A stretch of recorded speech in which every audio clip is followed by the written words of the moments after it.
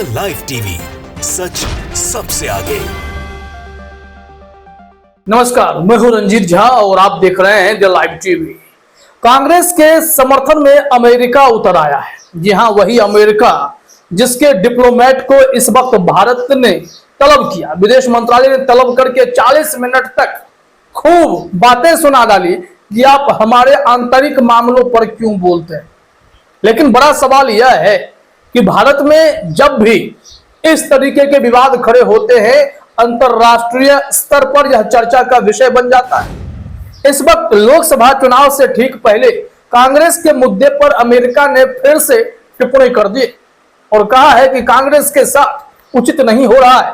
उनके बैंक खाते क्यों फ्रीज कर दिए गए हैं चुनाव से पहले, वो कैंपेन कैसे कर पाएंगे। लेकिन इससे पहले अमेरिका ने, जर्मनी ने यहां अरविंद केजरीवाल के मामले पर बड़ी बातें कह दी, जिससे भारत को ऐतराज हुआ।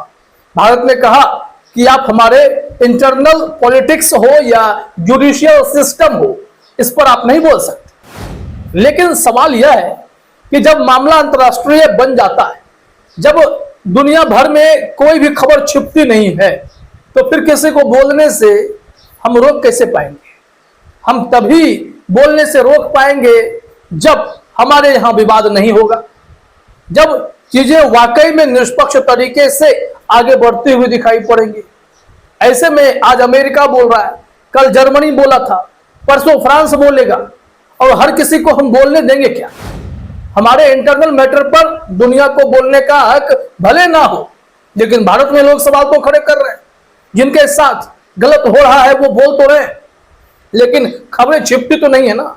अब कांग्रेस के समर्थन में अमेरिका उतरा है तो फिर से मोदी शाह की जोड़ी एकदम से बेचैन हो गई है और उन्होंने अमेरिका को जब तुरंत क्लास लगाई तो अमेरिका बाहर आकर फिर बोलता है कि मैं अपने स्टैंड पर कायम हूं, केजरीवाल के मुद्दे पर भी मेरी नजर है और कांग्रेस के साथ भी गलत हुआ है, यह भी मैं देख रहा हूं और मैं बोलूंगा।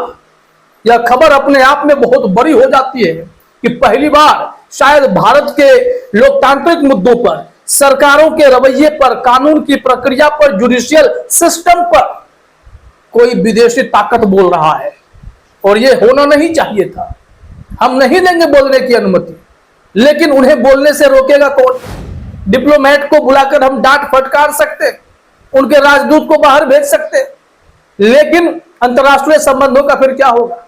मोदी जी विश्व गुरु बनना चाहते हैं, तमाम देशों से दोस्ती का हवाला देते हैं। ऐसे में भारत में जिस तरीके से लोकतांत्रिक प्रक्रियाओं को कुचला जा रहा है, जहां पर कांग्रेस के साथ गलत हुआ है, अरविंद केजरीवाल के साथ गलत हुआ है, ऐसे आरोप दोनों पार्टी के नेता लगाते हैं।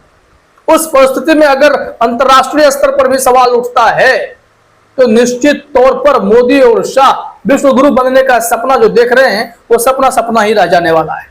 आइए जरा दिखाते हैं रिपोर्ट में क्या कहा गया है कि दिल्ली के कथित शराब घोटाला मामले में मुख्यमंत्री अरविंद केजरीवाल की गिरफ्तारी का मुद्दा हाल ही में अमेरिका ने प्रमुखता से उठाया था, जिस पर विदेश मंत्रालय ने अमेरिकी राजनयिक को तलब कर 40 मिनट तक खरी खोटी सुनाई थी। हालांकि अभी भी अमेरिका ने इस मामले में चुप्पी नहीं साधी है। नया बयान जारी करते हुए कांग्रेस के अकाउंट फ्रीज का मुद्दा उठाया, कहा कि हम केजरीवाल के मुद्दे पर तो नजर रखे हुए हैं, लेकिन कांग्रेस के अकाउंट फ्रीज वाले प्रकरण से भी अवगत हैं। भारत में लोकसभा चुनाव के मद्देनजर हमारी इन सभी मुद्दों पर बराबरी से नजर है। यह अमेरिका कह रहा है, वो देश जिससे हर देश अपने संबंध मधुर रखना चाहता है। मधुर संबंध बनाने में भारत ने भी कोई कमी नहीं छोड़ी है। इन सब के बावजूद भारत की आंतरिक व्यवस्था पर अमेरिका ने बोलना शुरू कर दिया है। अमेरिका को भी गलत लग रहा है। विदेश प्रवक्ता मैथ्यू मिलर ने जो बातें कही हैं वो चिंताजनक तो हैं। भले ही आप उन्हें बोलने से रोकें, उनके डिप्लोमेट को डांटें, लेकिन सच्चाई कहां छिपती है, वो बातें दूर तक पहुंच जाती है। यहां से देखिए, भारत ने आपत्ति तो जताई है, लेकिन अमेरिका ने जो कांग्रेस का मुद्दा जिस तरीके से उठाया है वो जानना भी बहुत जरूरी है कि वो एग्जैक्टली क्या रहे हैं। जरा देखिए अपने स्क्रीन। हिंदुस्तान ने लिखा है कि केजरीवाल की गिरफ्तारी का मुद्दा उठाए जाने पर फजीहत झेलने के बाद अमेरिका ने कांग्रेस के बैंक खातों को जब्त करने को लेकर टिप्पणी की है। अमेरिकी विदेश विभाग के प्रवक्ता मैथ्यू मिलर ने कहा, हम दिल्ली के मुख्यमंत्री अरविंद केजरीवाल की गिरफ्तारी सहित अन्य कार्रवाइयों पर बारीकी से नजर रखना जारी रखेंगे। हम कांग्रेस के फ्रीज हो चुके बैंक अकाउंट प्रकरण से भी अवगत हैं, क्योंकि यहां पर यह खबर तो सबको मिल चुकी थी कि जैसे ही इलेक्टोरल बॉन्ड मामले में सुप्रीम कोर्ट ने कहा कि यह प्रक्रिया ही असंवैधानिक है, इसमें हमें तमाम डिटेल्स चाहिए कि किस तरीके का खेल हुआ है, तो उसी के ठीक बाद यह खबर आती है कि इनकम टैक्स ने कांग्रेस के बैंक खाते फ्रीज कर दिए, जिसके चलते कांग्रेस ने आपत्ति जताई। ट्रिब्यूनल तक मामला पहुंचा, लेकिन राहत कांग्रेस को नहीं मिली। उनके बैंक खाते में जितने पैसे थे उसका अधिकतम पैसा जो है वो फ्रीज कर दिया गया। कहा गया कि आपने लेट टैक्स क्यों जमा किया था।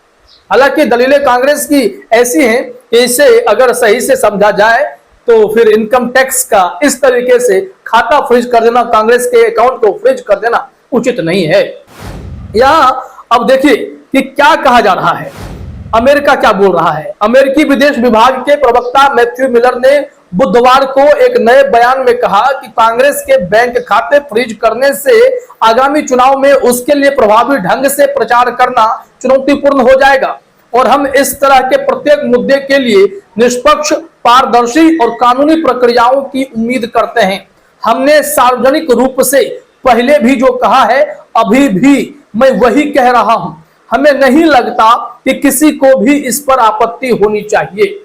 ये जो अंदाज है अमेरिका का, एकदम बेबाकी से अपनी राय रख देना, ये बीजेपी को चुभने लगा है, ये मोदी शाह को परेशान करने लगा है कि वो जितने भी दबाव की, प्रेशर की पॉलिटिक्स कर रहे हैं इंडिया में, उसकी गूंज, उसके साइड इफेक्ट दुनिया के देशों तक पहुंच रही है और दुनिया के देश इस वक्त भारत की व्यवस्था पर सवाल खड़े करने लगे हैं। तभी तो यह मुद्दा अब उठ गया है कि कांग्रेस के बैंक खाते क्यों फ्रीज कर दिए। आखिर ऐसे में चुनाव जीतने के लिए किस हद तक पार्टी जाएगी। जरा देखिए, अरविंद केजरीवाल को राहत नहीं मिल रही। अभिषेक मनु सिंघवी ने दिल्ली हाई कोर्ट में जस्टिस स्वर्णकांता शर्मा के पास एकदम जोरदार दलीलें रखी, खूब दलीलें हुई, लेकिन ईडी के वकील बस इतना कहने आए कि मैं बहस ही नहीं करूंगा अगर मुझे समय नहीं मिलेगा, मुझे रिप्लाई फाइल करने के लिए टाइम चाहिए, इनके दलील बहुत लंबे चौड़े हैं, मुझे एक एक बात का रिप्लाई देना है, और रिप्लाई देना है तो बिना तैयारी के आप आते हैं। और यहाँ क्या सबूत के बिना, बयान के आधार पर किसी को पकड़ लेना कहां तक उचित है। तो अरविंद केजरीवाल का मुद्दा उठा तो भारत को मिर्ची लगी।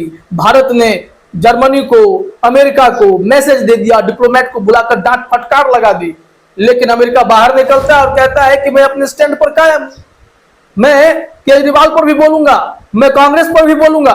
जो जो चीजें निष्पक्ष नहीं दिखाई पड़ती हैं उसमें निष्पक्षता के लिए हम आपको कहेंगे, मोदी सरकार को कहेंगे, अमेरिका का कहना है कि आप कानूनी प्रक्रिया को साफ सुथरा, पारदर्शी रखिए।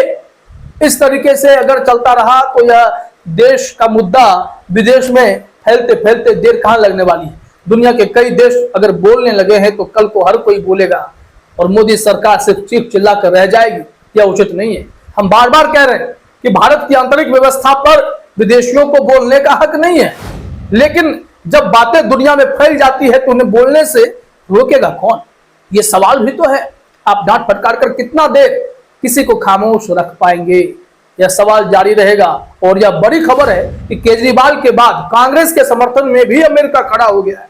मोदी जी विश्वगुरु बन रहे हैं, अपने संबंध बिगाड़ रहे हैं और विपक्षी पार्टियों के संबंध मजबूत हो रहे हैं, सहानुभूति बढ़ रही है। कुछ तो गड़बड़ी हुई है।